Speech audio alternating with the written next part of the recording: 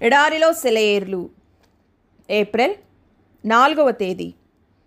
యెహోవా ధర్మశాస్త్రమునందు ఆనందించుచు దీవారాత్రము దానిని ధ్యానించువాడు ధన్యుడు. 1వ కీర్తన 2వ వచనం. దేవుని వాక్యాన్ని ప్రేమించేవాడు ఆ వాక్యం గురించి ఆలోచించేవాడు. తన మార్గమును నడుచుకుంటూ వెళ్ళేటప్పుడు మనస్సులో కొంత వాక్యాన్ని ఉంచుకొని రేయింబగళ్ళు దాని గురించే ధ్యానిస్తూ ఉండేవాడు. చేయనదంతయు సఫలమగును. ఈ ఆదేశాన్ని పాటిస్తూ వర్ధిల్లనివాడు ఎవరైనా నీ కంటబడితే మొదటి కీర్తన దైవావేశం వలన రాయబడి ఉందన్న మాటను మీరు సందేహించవచ్చు. అయితే ముందు అలాంటివాడు ఎక్కడ ఉన్నాడో కనిపెట్టండి. వ్యాపార దిగ్గజం జాన్ వానమాకర్ 11 ఏళ్ల వయసులో ఉన్నప్పుడు ఒక బైబిల్ని కొన్నాడు. తరువాతి కాలంలో ఈ కొనుగోలు గురించి అతడు ఇలా చెప్పాడు: నా జీవితకాలంలో ఇప్పటిదాకా చాలా స్థిరాస్తులు కొన్నాను. వాటి విలువ కొన్ని కోట్లలోనే ఉంటుంది.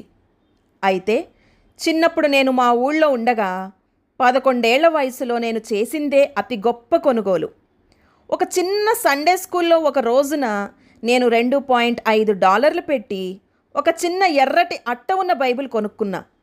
అది కూడా చిన్న చిన్న వాయిదాలతో కొన్నా.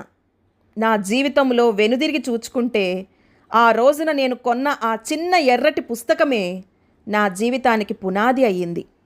నా జీవితంలో అన్నిటికీ విలువను చేకూర్చింది కూడా ఆ బైబిలే. నాకు తెలుసు, నేనింతవరకు పెట్టిన పెట్టుబడులలో అత్యంత ప్రాముఖ్యమైనది, ఎంతో విలువైనది ఆ బైబిల్ మీదనే. నిన్న సాయంత్రం నేను ఒక కంసాలి ఇంటి ముందుగా వెళ్ళాను. దాగలి దెబ్బ, సాయంకాలపు గడియారపు శబ్దం విన్నాను. లోపలికి తొంగి చూస్తే నేల మీద కనిపించాయి పాత సుత్తెలు. ఎన్నో ఏళ్లుగా దెబ్బలు కొట్టి కొట్టి కాలంతో పాటు అరిగిపోయి.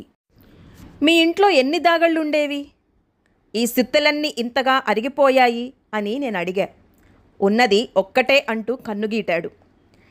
ఎన్ని సుత్తెలైనా ఈ దాగలి దెబ్బకు అరిగిపోవాల్సిందే అన్నాడు.